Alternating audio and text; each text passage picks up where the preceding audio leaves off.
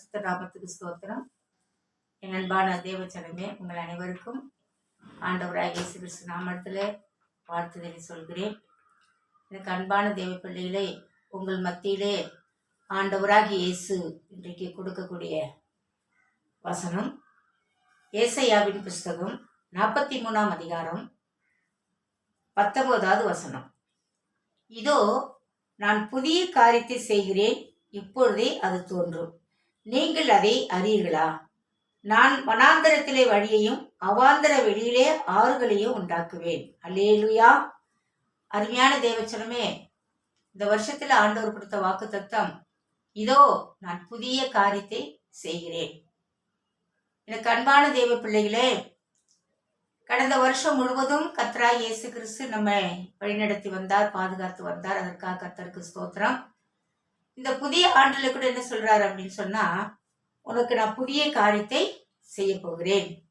உங்க வாழ்க்கையில என்னென்ன காரியங்கள் எதுவும் நடைபெறாம இருந்ததோ, எவ்வளவு வேதனையோடு துக்கத்தோடு இருந்தீர்களோ, கடந்த வருஷத்துல எதெல்லாம் நீங்க நினைத்து நிறைவேறவில்லையோ அதையெல்லாம் இந்த ஆண்டிலே ஆண்டவராகிய இயேசு உங்களுக்கு நிறைவேற்றி கொடுப்பேன் என்று, இதோ நான் புதிய காரியத்தை செய்கிறேன், அது இப்பொழுதே தோன்றும். எப்பொழுது தோன்றும் என்று சொன்னால், அது அந்த வார்த்தை நடக்கணும் அப்படின்னு சொன்னீங்கன்னா, இந்த வசனத்தை நாம் கை கொள்ள வேண்டும். கர்த்தர் கொடுத்த வாக்கு தத்தத்தை நாம் அதை எடுத்து அதை அலட்சியமா நினைச்சிடாதபடி, ஏதோ ஒரு வசனம் கொடுத்துட்டாரு ஆண்டவரே, செய்வாரோ செய்ய மாட்டாரோ அப்படியெல்லாம் இல்லாதபடி, இந்த வசனத்தின்படி ஆண்டவர், ஏசப்பா எனக்கு புதிய காரியத்தை செய்யுங்க ஆண்டவரே, நீங்க கொடுத்த வாக்கு தத்தம் என்னுடைய வாழ்க்கையில நிறைவேற வேண்டும். நீங்க ஊழியம் செய்கிறவரா இருக்கலாம், உங்க ஊழியத்தில் நிறைவேற வேண்டும். நீங்க ஒரு தொழில் செய்கிறவரா இருக்கலாம், என் தொழிலே ஒரு புதிய காரியத்தை செய்ய வேண்டும் என்று சொல்லி நீங்க விசுவாசித்து நம்பிக்கையோடு இந்த வசனத்தை வைத்து ஜெபிப்பீர்கள் ஆனால், நிச்சயமாகவே ஆண்டவர் உங்களுக்கு புதிய புதிய காரியத்தை செய்வார். ஆமென். அல்லேலூயா. ஏதோ ஒரு வசனம் கொடுத்துட்டாரு, நமக்கு நடந்து பார்க்கலாம் அப்படின்ற ஒரு அலட்சியமா இல்லாதபடி தேவனை உறுதியாய் பற்றி கொள்ள வேண்டும். அல்லேலூயா. ஆண்டவர் சொல்லுகிறார், நான் இதோ புதிய காரியத்தை உங்களுக்கு செய்கிறேன். உங்க வாழ்க்கையில எல்லாமே புதுசா மாறும். ஆமென். அல்லே பழையவை எல்லாம் ஒழிந்து போயின, புதியவையாய் பிறந்த என்று சொல்லி நம்ம பார்க்கிறோம். பழசெல்லாம் மறந்துட்டு பழைய கஷ்டங்கள், துன்பங்கள், வேதனைகள், இல்லை எந்த காரியம் நடக்கலன்னு சொல்லி நீங்க வேதனையோடு துக்கத்தோடு இருக்கிறீர்களா, அதெல்லாம் மறந்து விட்டு கர்த்தர் நமக்கு வசனத்தை கொடுத்திருக்கிறார், கர்த்தர் நமக்கு வாக்கு தத்தத்தை கொடுத்திருக்கிறார், இதை நிச்சயமாகவே நிறைவேற்றுவார் என்று சொல்லி நீங்க விசுவாசித்து தேவ சமூகத்திலே ஜெபியுங்கள். ஆண்டவர் உங்களை ஆசீர்வதிப்பார். இதோ உங்கள் மத்தியில நின்று கொண்டு கர்த்தருடைய வார்த்தையை கொடுக்கிற என்னோட வாழ்க்கையிலும் பல நேரங்கள்ல சோர்வுகள், பலவீனங்கள் வருவதுண்டு. எதுவும் நம்ம காரியத்தை சாதிக்க முடியல என்று ஏக்கம் இருந்ததுண்டு. ஆனால் நான் என்றைக்கே ஆண்டவரை அறிந்து கர்த்தருடைய வசனத்தை படித்து அதனுடைய விளக்கங்களை தெரிந்து கொண்டேனோ, அன்றையிலிருந்து இன்றைக்கு வரைக்கும் இந்த வசனத்தை கொடுத்துட்டாரா, நமக்கு ஆண்டவர் செய்வார், நிச்சயமாய் கர்த்தர் நமக்கு அது பலனுள்ளதா இருக்கும் என்று சொல்லி நான் விசுவாசத்தோடு ஜெயிப்பது உண்டு. அப்பொழுது எனக்கு பல அற்புதங்கள், பல அதிசயங்களை ஆண்டவர் செய்திருக்கிறார், பல நன்மைகளை செய்திருக்கிறார். சுகவீனமா இருந்த பொழுது கூட, டாக்டர்களால் கைவிடப்பட்ட நிலைமையில கூட ஆண்டவர் என்னை காத்து கொள்ளும்படி அவருடைய வசனம்தான் என்னை உயிர்ப்பித்தது. அல்லேலூயா. எனக்கு அன்பான பிள்ளைகளே, எந்தெந்த நேரத்துல சூழ்நிலையில நான் சோதிக்கப்பட்டாலும் அந்த நேரமெல்லாம் ஆண்டவருடைய வசனத்தை வைத்து நான் செபிப்பது உண்டு. வசனமே தான் நமக்கு வெளிச்சம், வேதமே நமக்கு வெளிச்சமா இருக்கிறது. அதனால என் அன்பான தேவை பிள்ளைகளை, உங்கள் அனைவருக்கும் என்னுடைய அன்பின் வாழ்த்துதலையும் ஆண்டவருடைய ஆசீர்வாதங்களையும் தெரிவிக்கிறேன். கர்த்தர் உங்களை ஆசீர்வதிப்பார். தேவன் மேல் நம்பிக்கையாயிருங்கள். தாவீதோட வாழ்க்கையில பார்க்கும் பொழுது அவன் கர்த்தரை உறுதியாய் பற்றி கொண்டான். அதனால தாவீது நாளுக்கு நாள் அவன் விருத்தி அடைந்து தேவனுடைய கிருபையினாலே அவன் வளர்ந்தான். ஆமென். அல்லேலூயா. அதே மாதிரி நாமும் எப்பொழுதும் தேவனை துதிக்க வேண்டும், ஸ்தோத்தரிக்க வேண்டும், அவர் நாமத்தை மகிமைப்படுத்த வேண்டும். நம்முடைய வாழ்க்கையில நடக்கிற நன்மைகளை மற்றவர்களுக்கு சென்று சாட்சி சொல்ல வேண்டும். ஆண்டவர் நம்மை பார்த்து கேட்ட வார்த்தை என்ன? நீ எனக்கு சாட்சியா இருப்பியா? அப்ப ஆண்டவர் சொல்றார், உலகம் பலவிதமா பேசலாம், பலவிதமா நம்மளை நிந்திக்கலாம், நீ எனக்கு சாட்சியா இருப்பியா? அப்ப தேவன் உங்களுக்கு இந்த கடந்த வருஷத்துல நன்மை செய்யாமல் இருந்திருப்பாரு, எவ்வளவு செஞ்சிருக்கலாம் இல்லையா? அதுல சில தீமைகள் கூட நடந்திருக்கலாம். அந்த தீமையை நன்மையாய் மாற்றுவேன் என்று சொல்லிதான் இந்த புதிய ஆண்டுல உங்களுக்கு அவர் வாக்கு கொடுக்கிறார். இதோ நான் புதிய காரியத்தை உங்களுக்கு செய்கிறேன். ஆமேன். நீங்க எந்த நிலையில் இருந்தாலும் அந்த நிலையை மாற்றி புதிய காரியங்களை செய்ய கர்த்தர் வல்லவரா இருக்கிறார். என் அன்பான தேவ பிள்ளைகளே, என்னுடைய வாழ்க்கையில கூட ஆண்டவர் செய்த நன்மைகள் ஏராளம்.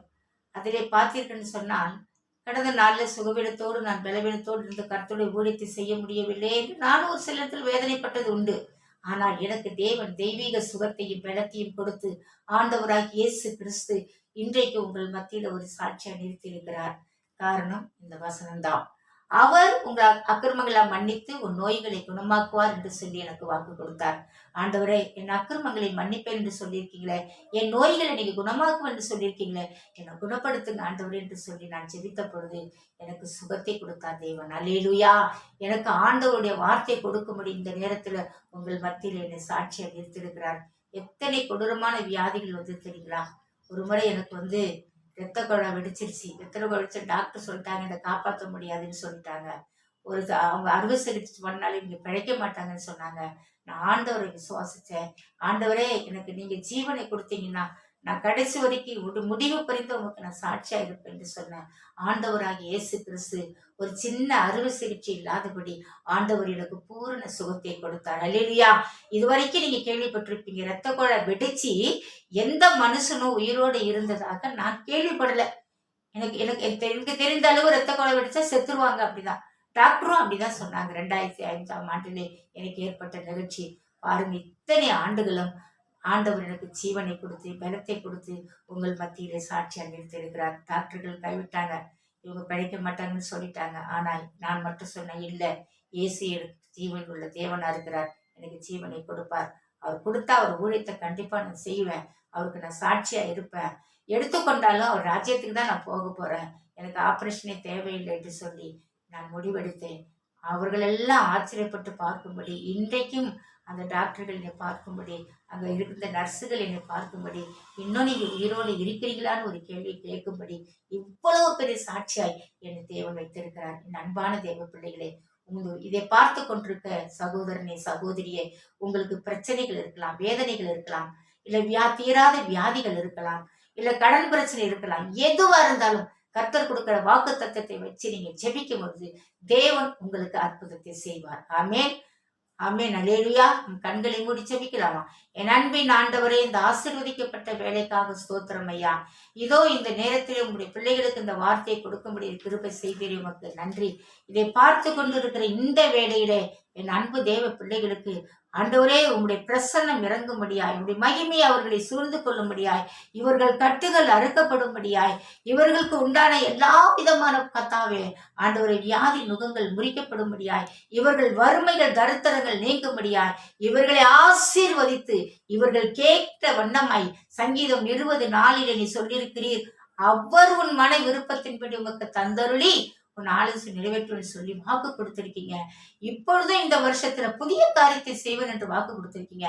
இந்த வாக்கு தத்தங்கள் நிறைவேறி இவர்களை சாட்சியா நிறுத்தும். இவருடைய சுகவீனங்கள் நீங்கட்டும், பலவீனங்கள் நீங்கட்டும், இவர்கள் ஆசீர்வதிக்கப்படட்டும். கர்த்தாவே, நீர் அப்படி செய்ததுக்காக உங்க கோடி கோடி நன்றி. இயேசுவின் நாமத்தில் ஜெபிக்கிறேன் எங்கள் ஜீவனுள்ள நல்ல பிதாவே. ஆமேன், ஆமேன். அல்லேலூயா.